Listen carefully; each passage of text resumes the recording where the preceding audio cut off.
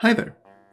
Welcome to Pallet University and the next video in our Real Biologist React series reacting to the art of Joshua Dunlop, where he recreates Pokemon in sort of a realistic, like more biological sense than the cartoon type characters that they're often represented as.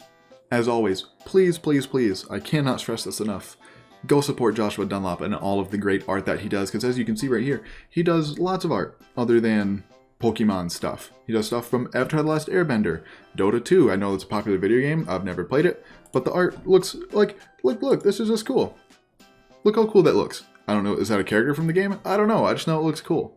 Like, look at this really cool Appa from Avatar: The Last Airbender. Look how cool that looks. He's just an incredibly talented person. So please, go support Joshua. All of his social media stuff will be down in the description down below. While you're down there, make sure to leave a like to support the video, and why not subscribe? Today, we are continuing our coverage of the Eevee line, at least the ones in Generation 1 that Joshua has depicted so far. So if you missed the last video in this series, we did Eevee and Vaporeon earlier this week, so make sure to go check that out. That'll be up in the cards, up in the corner. So I'm gonna be referencing that video a lot, so if you haven't seen that, please go watch it and then come back to this one. Just because sort of Eevee is like the baseline for all of them, so it makes sense to have talked about Eevee first and hear my thoughts on Eevee before coming to these ones. So please go watch that one. Anyway, Jolteon. So, Jolteon's interesting because I think it gets some form of inspiration from a cheetah, just because that is sort of the typical, real fast, four-legged animal. Although, weirdly, so cheetahs are very prominent with their tail. At least from a mechanics standpoint, like if you understand how cheetahs work, their tail is so incredibly important to how they run. Because cheetahs are not the most agile animals, but their tail is much more important in their locomotion than in a lot of other cats. Because if their tail was not structured the way that it is, they would not be able to basically turn at all while they're running. So I'm curious why Game Freak just decided to not give Jolteon a real tail, especially when every other evolution does. Do any of them not? No, I just look. Sylveon has a tail. I mean, granted, it's kind of small, but at least it has one. Whereas Jolteon, I can't even tell if there is a tail here or if this is just long fur or some kind of quill type structure. Yeah, I don't know. It was just a very odd choice for Game Freak. So the whole general appearance of Jolteon, at least in its video game depictions, is very sharp, very angular. Its fur is very stiff, which Joshua sort of represents here, especially in in its mane, how it comes to these very sharp points. Also, just along its back, it's very bristly, and especially toward the tail, very, very bristly. And I guess this is supposed to be due to electricity, but it's yeah, you're static electricity. I'm sure everyone, when they were in elementary school or something, or maybe even recently, I don't know. You've taken a balloon to your head. I mean, obviously not me, but you've taken a balloon to your hair and watched it stick up. But that doesn't make your hair stiff. It doesn't if you push on your hair, it'll collapse. So I'm not quite sure. The science behind that doesn't hold up, but it's Game Freak, so whatever. But that's just sort of Jolteon's whole shtick. But what I like about the way Joshua depicted it is that he made the fur on the main body very, very fine, very, very short, and then it gets longer as you move posteriorly toward the tail. And then even between these longer quills, I guess, and Jolteon does learn Pin Missile, which I think is supposed to be some kind of a reference to it having sharp hair, almost like a porcupine, and I guess also a reference to the myth of porcupines being able to throw their quills, which they can't actually do. They can't do that. But in between all of these longer, stiffened, hardened hair, there's a lot of hair in between. So this is a weirdly defensive almost take on Jolteon, who is not a defensive Pokemon. So a really interesting take on this. And again, I don't know, I'm not that familiar with like the specifics of hair growth in lots of different kinds of mammals. But I would imagine that porcupines do have hair between their quills. I'm almost positive that they do. So I guess that kind of makes sense.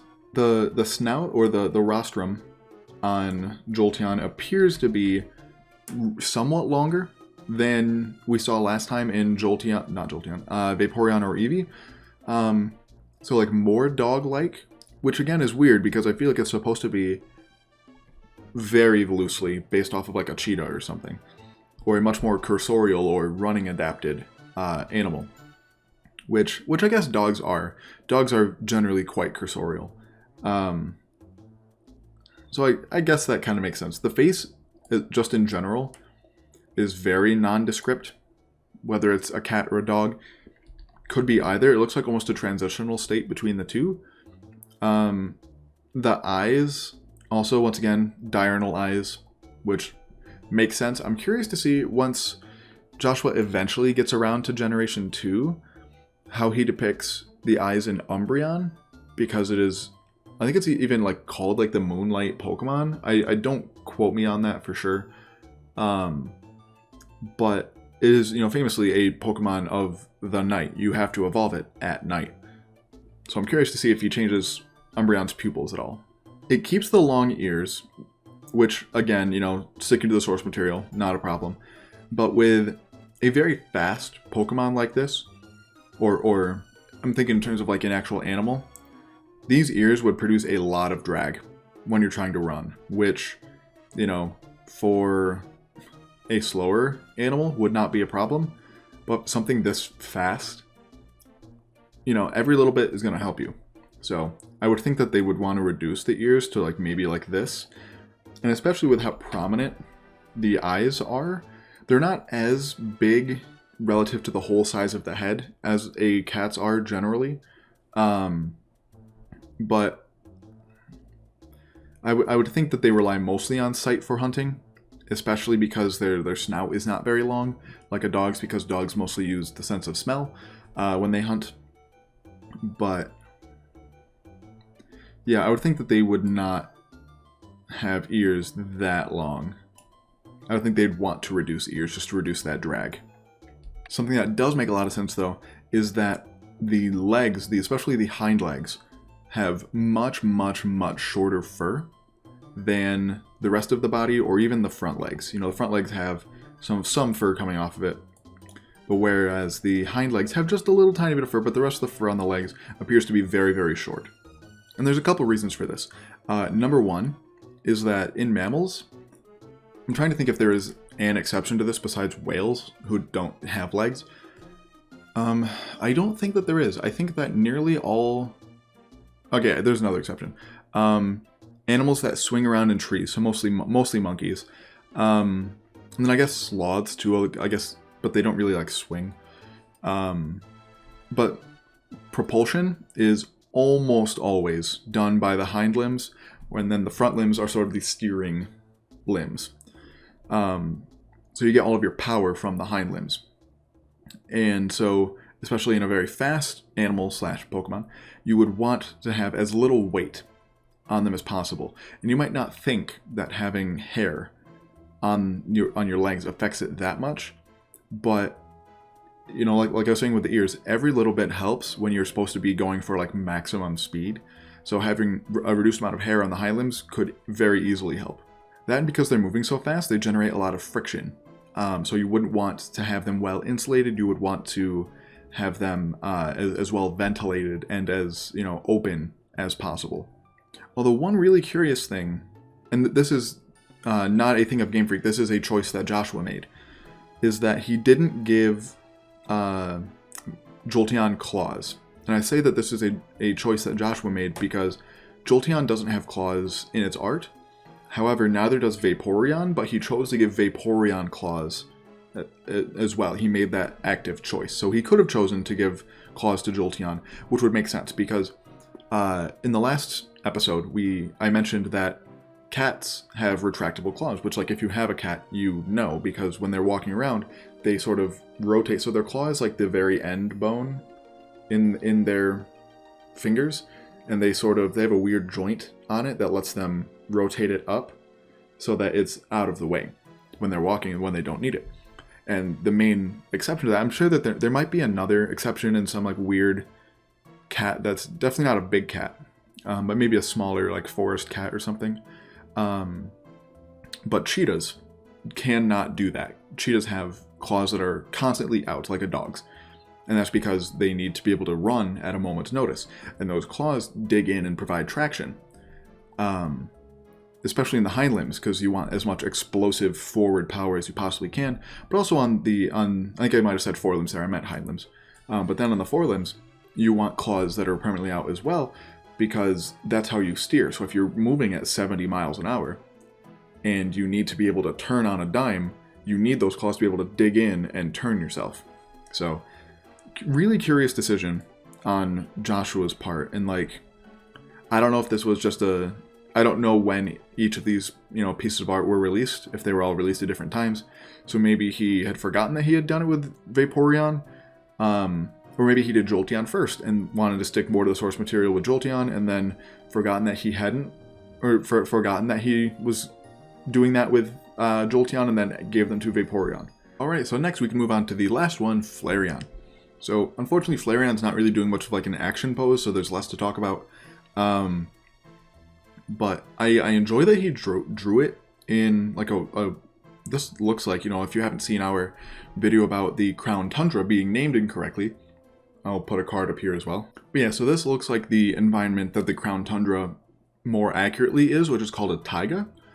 And I think that's really cool. So, and it makes sense with Flareon having some more poofy hair, especially around the like neck and chest, but also on your head, because your head, and especially having larger ears, which would be kind of questionable if it lived in this kind of an environment, you'd want to keep your head warm as possible, as well as your sort of chest area. But as for why it only stops sort of at the shoulder and doesn't go between the shoulder and the tail, I don't know. Having larger ears in a cold climate, I also talked about that last time, doesn't make much sense. The example that I gave last time is Indian versus African elephants, in that African elephants live in a warmer climate and have bigger ears, so they can get rid of heat easier by waving them back and forth, whereas Asian elephants live in cooler environments and have smaller ears because they don't need that. And that's a very broad thing across a broad adaptation across basically every group that has members that live in warmer climates and colder climates. Another one is like polar bears. You can barely see polar bear ears, whereas on like brown bears or black bears, they're pretty prominent. Okay, so he did decide to give Flareon claws, non-retractable claws, similar to what we saw in Vaporeon. But again, not what we saw in Jolteon. So again, a very curious thing. Very curious design choice. And I don't actually know, because I'm going to look to see if Flareon actually has claws in its art, but I don't think it does. So no, Flareon does not have claws normally in its art. So again, just a very curious design choice by Joshua. One that I agree with, but I'm just curious why he did it for Flareon and Vaporeon, but not Jolteon or Eevee. Just kind of curious. Let's see. The fur looks fine. Obviously, it looks very pretty, but from like an adaptation sense, it looks fine.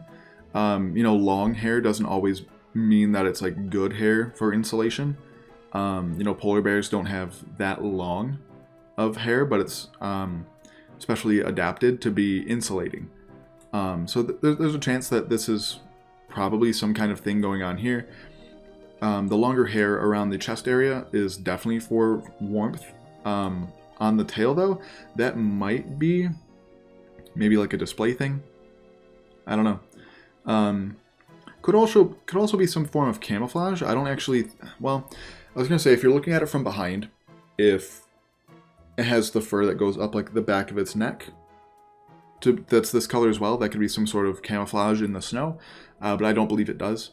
And if it was going for that, I feel like its whole body would be this sort of white color. It's hard to tell from like a straight on view as opposed to what we had with Jolteon where we had like a profile, but it looks like it went back to being more flatter faced, less long of a rostrum than we saw in Jolteon, which is again more indicative of it being more feline, but again the claws make it seem more canine, especially those claws definitely look like very canine claws. And then once again sticking with the diurnal eyes, implying that it's awake in the daytime.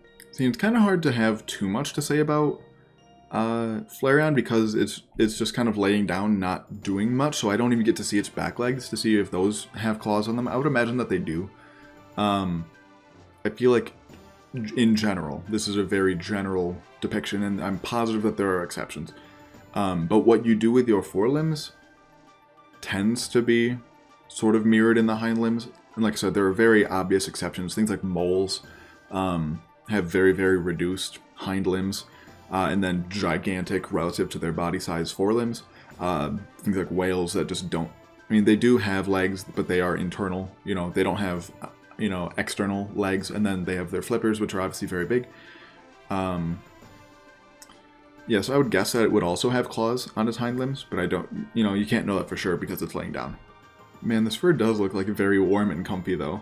Like, it looks like a big pillow that I would just want to, like, lay my head on.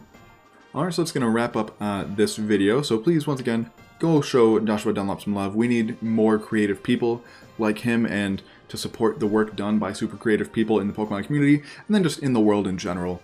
Great artists need to be supported in any way that we can. And you can support me by following me on Twitter at Pallet_U to keep up on all things Pokemon science, as well as if you feel like the channel is supporting financially, we do have a Patreon, the link to which will be down in the description as well. Big shout out to our supporters over on Patreon, Patty Murphy, thank you so much, as always. And also thank you for taking the time to watch this video, and as always, there's a time and place for everything.